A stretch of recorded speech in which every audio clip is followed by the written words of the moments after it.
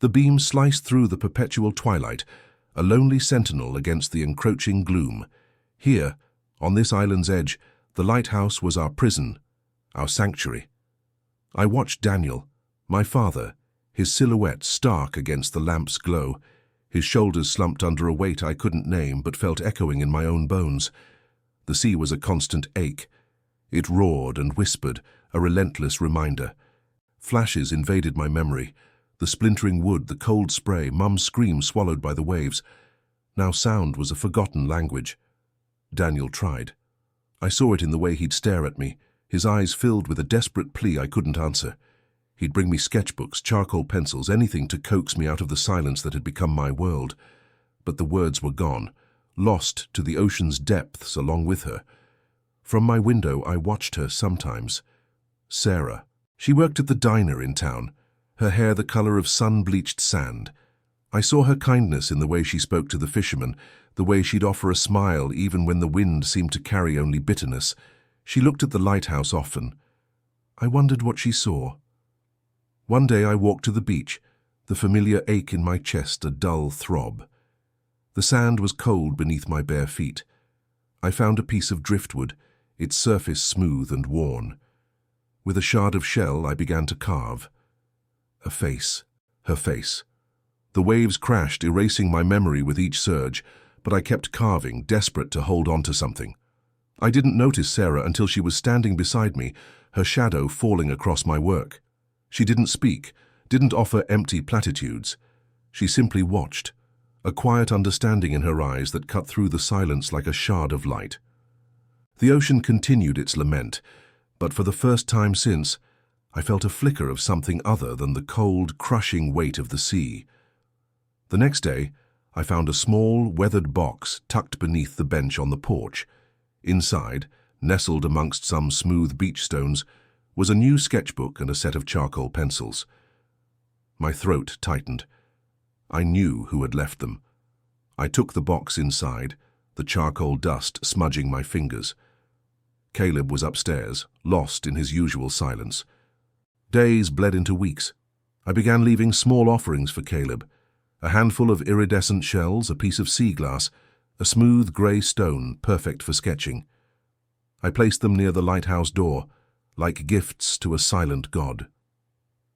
One afternoon, I found the sketchbook on the porch again. This time it was open. Inside a drawing. A woman with kind eyes and wind-blown hair standing on the shore. My mother. My breath hitched. Below the drawing, in shaky block letters, was a single word. Mama. He had given me a piece of himself. I waited for Sarah by the diner the next day. When she saw me, she smiled, a fragile, hesitant thing. I held out the sketchbook, pointing to the drawing. She understood immediately.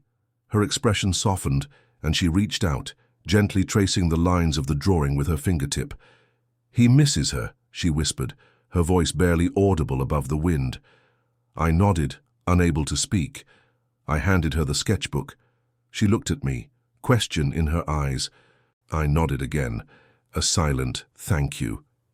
Later that evening, as I was tending to the light, Sarah found me. Daniel, she began, her voice firm but gentle. What are you doing? Are you even seeing what's happening? Caleb, he's responding to you. He's drawing, I countered, my voice rough. That doesn't change anything. It changes everything. He's communicating. He's trusting. Don't you see? You can't shut him out like you shut me out. Her words stung. The sea churned restlessly below. I'm trying to protect him, I said, the words barely a whisper. I failed her.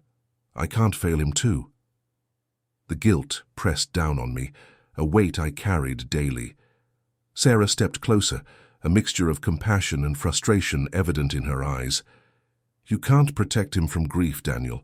You can only help him through it, and you can't do that if you're drowning in it yourself. I turned away, unable to meet her gaze. The beam of the lighthouse swept across the dark water, a lonely sentinel against the vastness of the night. I gripped the railing, my knuckles white. I should have been there, I choked out, the words raw and painful. I should have stopped her. Sarah placed a hand on my arm, her touch surprisingly steady. "It wasn't your fault, Daniel. It was an accident." But what if she knew I was coming? What if she was hurrying? I couldn't tell her what I felt, the truth, my heart beating faster as I walked to her, to propose. But she was gone. The wind howled, carrying her words away. I knew she was right. I couldn't keep Caleb locked away in his silence, and I couldn't keep myself locked away in my guilt. But the thought of facing the world, of facing Caleb, of facing myself, it terrified me. But maybe, just maybe, Sarah's kindness and Caleb's tentative reach could pull me back from the edge. A glimmer of hope, fragile as sea glass, began to flicker in the darkness. The language of the sea. Caleb and Sarah, they spoke a language I couldn't understand, a symphony of gestures, smiles, and shared glances. They'd disappear for hours, exploring the island's hidden crevices. One afternoon, Caleb tugged at Sarah's hand, leading her towards the craggy cliffs on the north side. Later, Sarah told me they'd found a hidden cove, a small crescent of sand shielded by towering rocks. Caleb had sketched it in his notebook, the lines vibrant, alive with a joy I hadn't seen in him since before. His art was changing, blooming with a light that mirrored Sarah's presence. The storm clouds gathered on the horizon, mirroring the tempest inside me. That evening, after Caleb was asleep, Sarah found me staring out at the churning sea. "Daniel," she began softly, "you don't have to carry this alone." I hesitated, the words catching in my throat, but the guilt, the suffocating weight of it finally broke through. It was a stupid argument, I confessed, my voice hoarse. She wanted to go see the seals at sunset. I told her it was too dangerous, the tide was coming in. She went anyway. I saw her from the lighthouse, too far out. I ran, but... My voice trailed off, the memory searing. I should have stopped her. The storm outside seemed to echo my inner turmoil. Sarah listened, compassion evident in her gaze. "You loved her, Daniel. That's all that matters." The storm hit that night, a furious assault of wind and rain. The lighthouse shuddered under the onslaught, the beam cutting through the darkness like a desperate plea.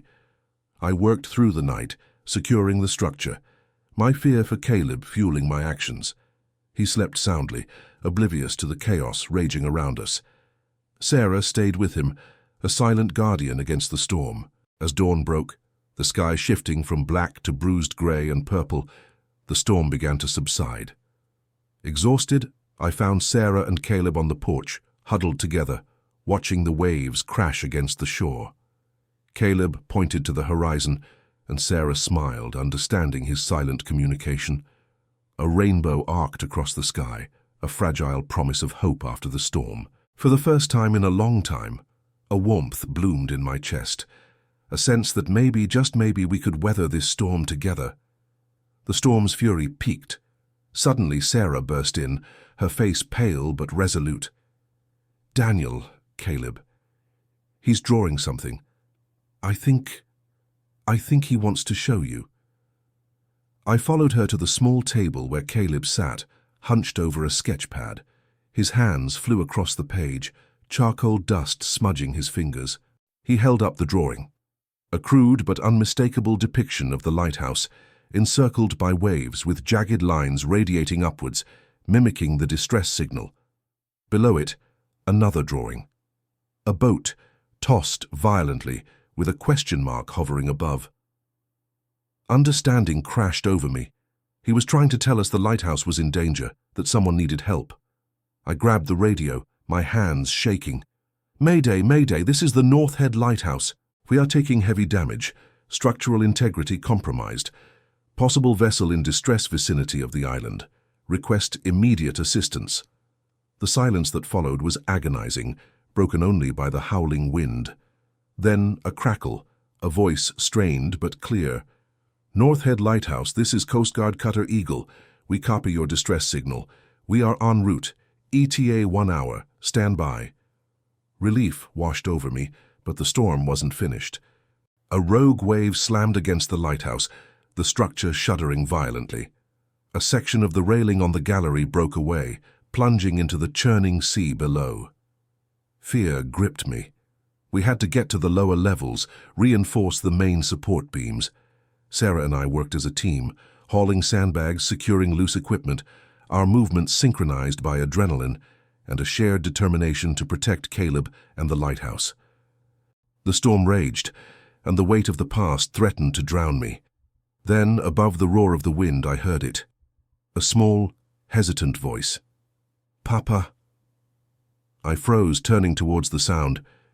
Caleb stood in the doorway, his eyes wide with fear, but also something else. Hope. He took a step towards me, his small hand outstretched. "Papa. Help." The sound of his voice, the simple plea, shattered the wall I had built around my heart. I rushed to him, pulling him into a tight embrace. "I'm here, Caleb. I'm here." The storm raged on, but inside the lighthouse something shifted. The silence that had haunted us for so long was broken. The words were few, but they were enough. Enough to bridge the gap, to begin the long, arduous journey of healing. As dawn broke, painting the sky in hues of gold and rose, the storm finally abated.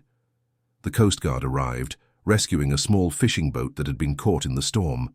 The lighthouse stood battered but defiant, a beacon of hope against the ravaged landscape. Standing on the porch, watching the sunrise, I felt Sarah's hand slip into mine. Her touch was warm, comforting, a silent promise of a future I had never dared to imagine. Caleb stood beside us, his hand resting on my leg, his eyes fixed on the horizon. He spoke again, his voice stronger this time. "Papa, Sarah, home."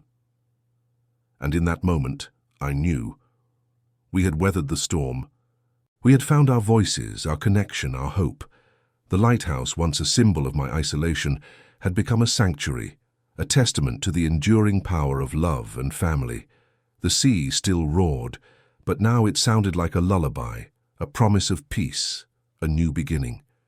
The echoes of grief were fading, replaced by echoes of hope.